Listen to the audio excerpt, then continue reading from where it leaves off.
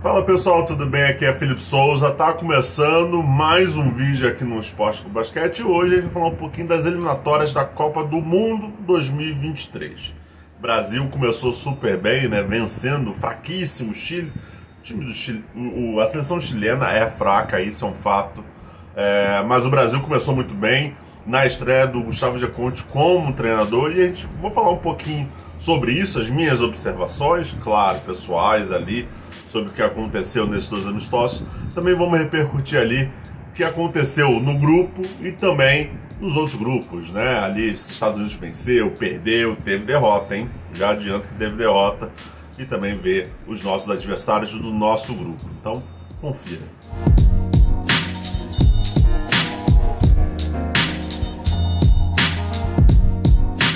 Então, como eu disse, né, o Brasil enfrentou o Chile lá na Argentina, já válido pelas eliminatórias da Copa do Mundo, né? E foi um confronto ali back-to-back. Sexta-feira, no dia 26, teve a primeira partida, às 6h10 da tarde aqui no horário de Brasília. Transmissão da ESPN, também foi transmissão da ESPN no sábado, às 7h10, também contra o Chile. Primeira partida a gente venceu por 77-53.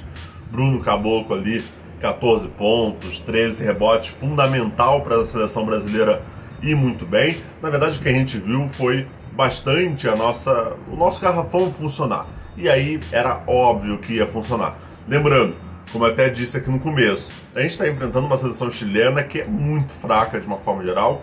E em termos de estatura, era facilmente a gente ia dominar esse garrafão até pelos jogadores que nós temos.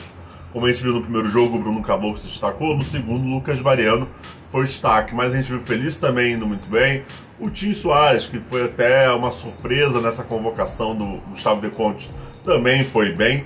Então a gente viu realmente o garrafão funcionando. O que era, como eu disse, de esperar. A seleção chilena não trouxe muitas dificuldades. A gente viu até o Manuel Soares ali no segundo jogo, dando um pouquinho de trabalho, mas de uma certa forma o Brasil indo muito bem. Claro, tem aquele nervosismo de começo do trabalho. O Gustavo Geconte ainda vai implementar seu estilo de jogo. Não dá para colocar filosofia, estilo de jogo de uma hora para outra, não é fácil. Então a gente já esperava também algumas coisas mesmo se adequando. A gente viu alguns espaços defensivos acontecendo, uma coisa que não era para acontecer no mundo ideal. Mas como eu disse, começo do trabalho, Gustavinho vai melhorar cada vez mais essa equipe e é até esperado. E aí a gente volta um pouquinho para a convocação. A gente teve uma convocação que de uma certa forma chamou atenção e de uma outra a gente já esperava, né? Nomes como Vitor Benite, Iago, são nomes que a gente já esperava. Isso era um fato. Lucas Mariano também, Bruno Caboclo. A gente pode citar aqui vários que a gente já esperava. Agora, nomes que nos surpreenderam foi o próprio Tim Soares, né?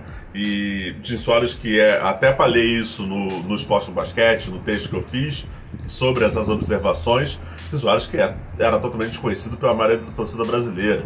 Admito eu que eu não acompanhava ele em Israel, Turquia, eu não acompanhava. Então, assim, eu mesmo também não conhecia tão bem. Mas, de uma certa forma, era um desconhecido, né? Acho que agora é legal também para poder apresentar para a torcida brasileira, então foi fundamental para a gente poder ver ele jogando. Não tem muito parâmetro, como eu disse, né? O Chile é fraco.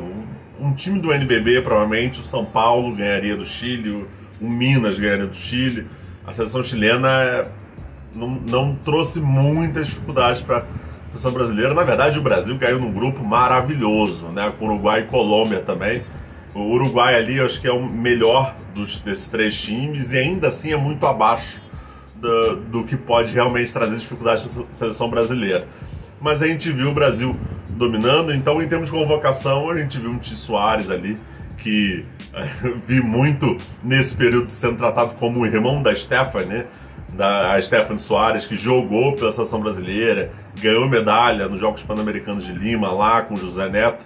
Então ele era tratado praticamente como o irmão da Stephanie Soares, mas é legal, apresentou para a torcida brasileira e também para muitos jornalistas e pessoal que acompanha. Como eu disse, eu mesmo não acompanhava de perto, não tinha uma noção real de o quão importante ele é em qualquer outra sua equipe. Então foi legal ver ele jogar, é interessante. O que chamou a atenção também da convocação foi Gui Deodato, que é um nome que particularmente eu não esperava.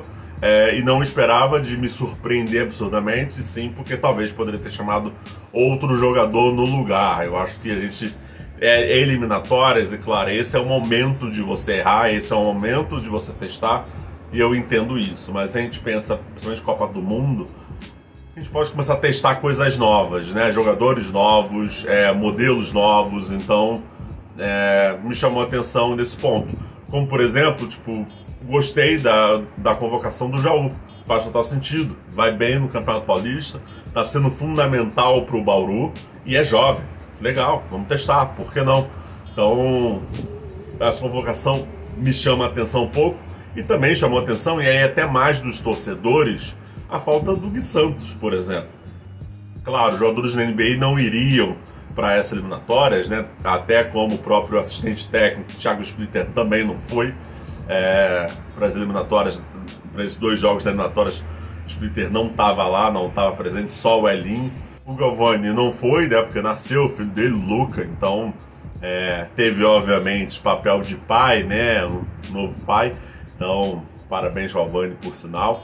Então não foi, Thiago Splitter também não foi, e era imaginado também que os jogadores que atuam no NBA não iriam para esses jogos.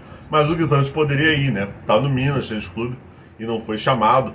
E aí, claro, assim, a torcida até se questionou de uma certa forma, também não foi uma ausência que, meu Deus do céu, o mundo caiu, absurdo ele não tá ali, ele podia ter sido chamado.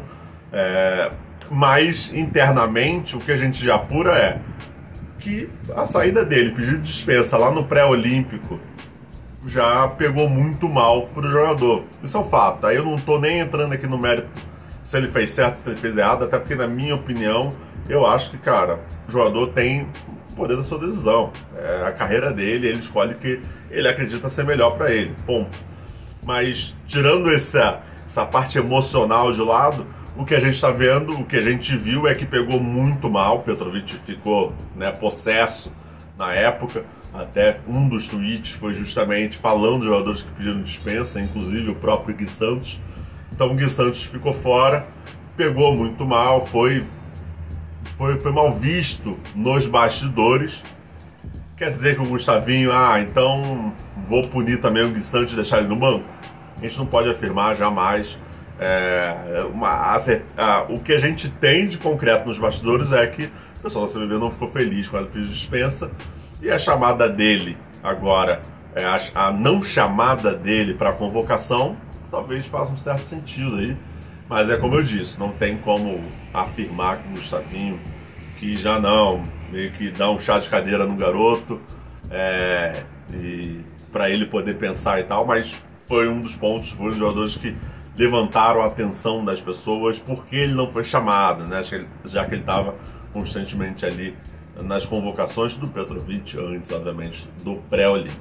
Mas o Brasil jogando muito bem, dominando o garrafão, Iago cada vez mais maduro, isso que me chama a atenção de uma forma extremamente positiva. É muito legal ver o Iago jogar, é muito legal ver esse amadurecimento dele, chamando jogadas, chamando a responsabilidade, e conduzindo mesmo seus companheiros à pontuação. Acho que isso é o mais legal ver do Iago, e é importantíssimo a gente ter esse atleta, né? É importantíssimo a gente ter esse armador que chame essa responsabilidade.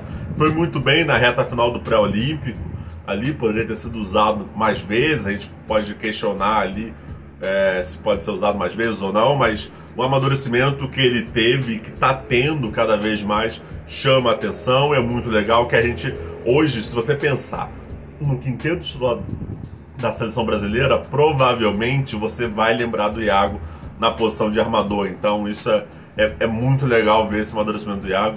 Eu sei que talvez em competições internacionais, quando a seleção brasileira vai enfrentar armadores mais altos, mais atléticos, talvez ele tenha uma certa dificuldade, mas de qualquer forma a gente está vendo um armador que assume a sua própria responsabilidade e que literalmente conduz a equipe. Então isso é muito legal mesmo. Outro ponto que me chama a atenção é a necessidade que a gente tem e ainda ter o Rafa Luz. e não é uma crítica ao jogador, jamais, Rafa é fundamental para essa equipe, e as pessoas podem gostar ou não da convocação. Eu sei que ele é um dos jogadores que normalmente a torcida gosta de pegar no pé, de uma certa forma, assim, lá no fundo eu até entendo a reclamação da torcida, mas de uma forma racional, Rafa Luz entrega uma coisa que é difícil a gente ter na seleção brasileira. Na posição de armação, um cara que defenda a posição 1 e 2, que marque muito bem, que seja consistente nessa marcação, e que se demole até ajuda na dobra da marcação da posição 3. Então é um jogador que é regular, ele faz muito bem o seu arroz com feijão, e defensivamente ele é muito bom em comparação aos armadores que a gente tem. Hoje o Iago e o Elinho, que também foram, o Elinho também foi convocado, são jogadores fantásticos, produzem muito bem, o Elinho sendo aquele condutor, né, aquele, até o que o pessoal chama de pass first, né, que é o cara que pensa primeiro no passe, pensa primeiro em colocar o seu colega numa posição ideal para pontuar. Defensivamente os dois não conseguem entregar o que o Rafa Luz entrega, isso é um fato. Então a gente precisa de um Rafa Luz. A questão vai ser o Rafa Luz para sempre? Aí esse é o ponto. Talvez a gente precise entender se a gente tem no mercado nacional, o que é muito difícil, para ser bem honesto. Mas a gente tem que procurar cada vez mais no mercado nacional, ver se a gente consegue formar esse atleta, porque esse armador marcador está em falta, e Rafa Luz hoje preenche muito bem essa posição, então por isso que claramente ele faz falta, e ele foi chamado para essa convocação, vale lembrar, como ele teve um entorse no joelho, ficou fora. Jonas Bufado Pinheiros foi chamado, que também foi um nome interessante, né? Se tratando de um jovem do próprio Pinheiros, que está pedindo passagem um tempinho, ou pelo menos para ser testado.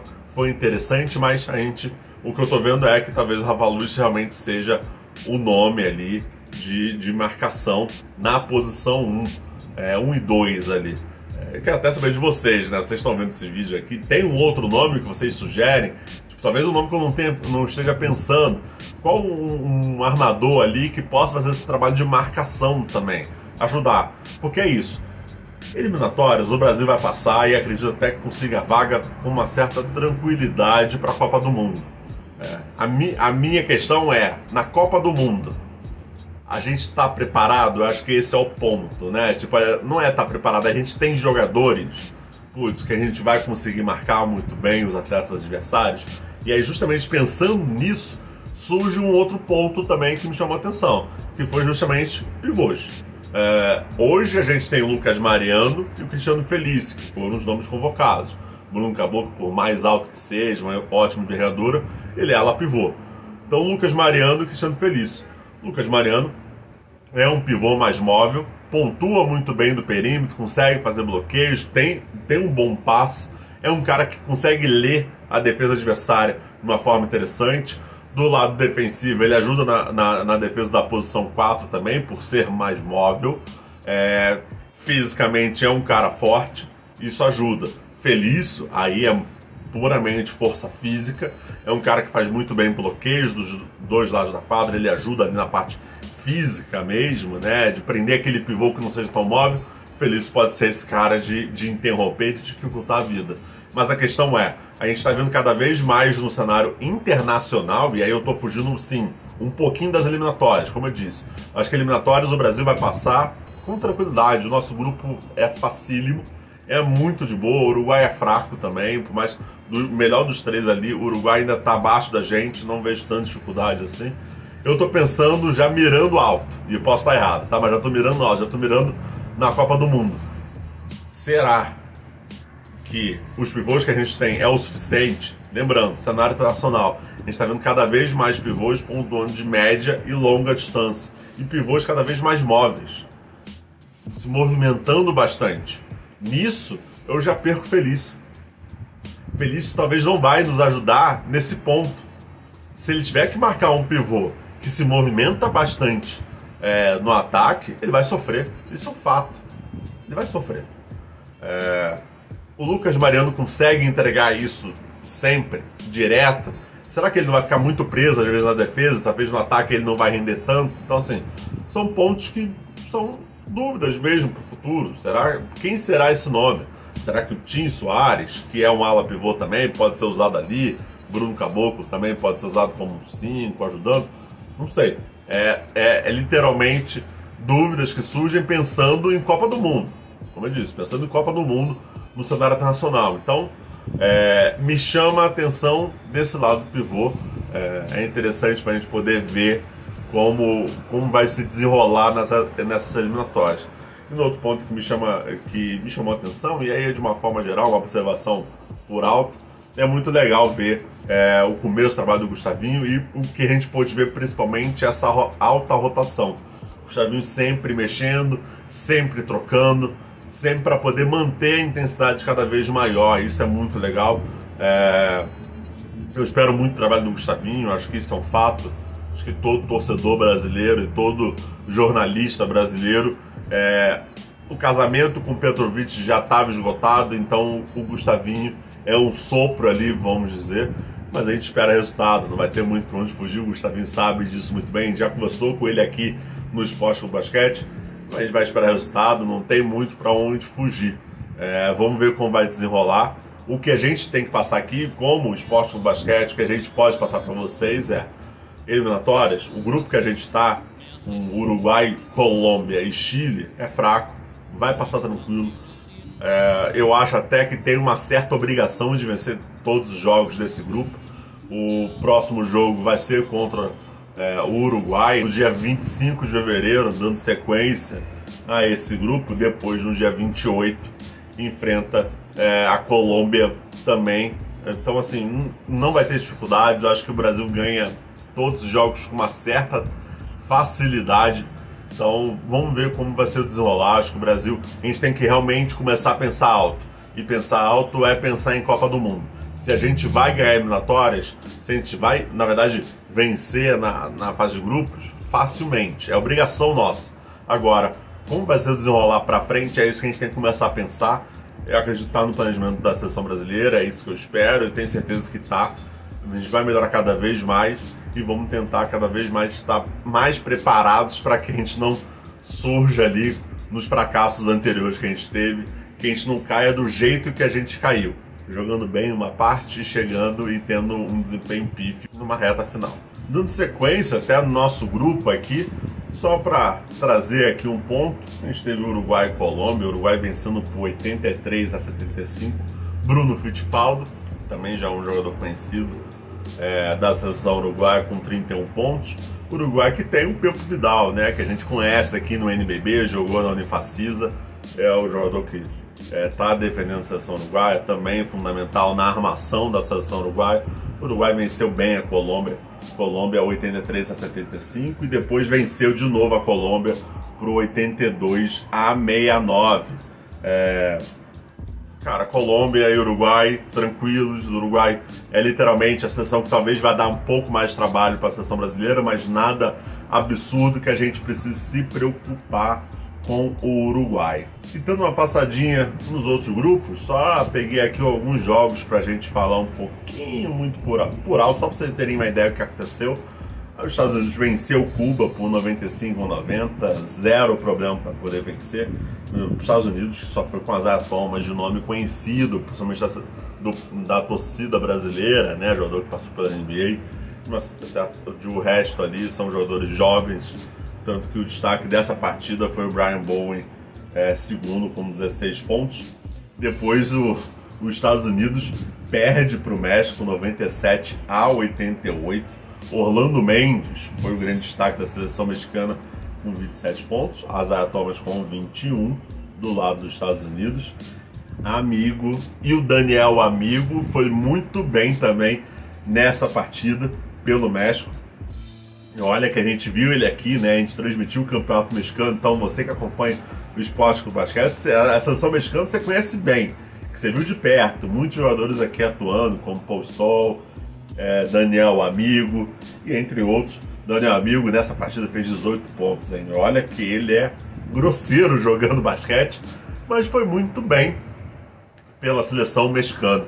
E um outro jogo que eu quis pegar aqui só para a gente poder comentar por alto também foi o Canadá vencendo Bahamas 115-73. Canadá também que não teve zero problema, né, para vencer O grande destaque foi o Kenny Fred Cherry, com 18 pontos. Do lado de Bahamas, Michael Thompson com 11 pontos. Canadá também com tranquilidade, zero problema para poder vencer os seus jogos. Então, só para passar aqui por último, então falando sobre os grupos, como é que tá os grupos? Grupo A tem Argentina, Venezuela, Panamá e Paraguai. Argentina e Venezuela com 4 pontos cada. O Panamá e Paraguai com 2 pontos. No grupo B a gente tem Brasil, Uruguai, Colômbia e Chile. Brasil e Uruguai com 4 pontos cada. Os outros dois com 2 pontos.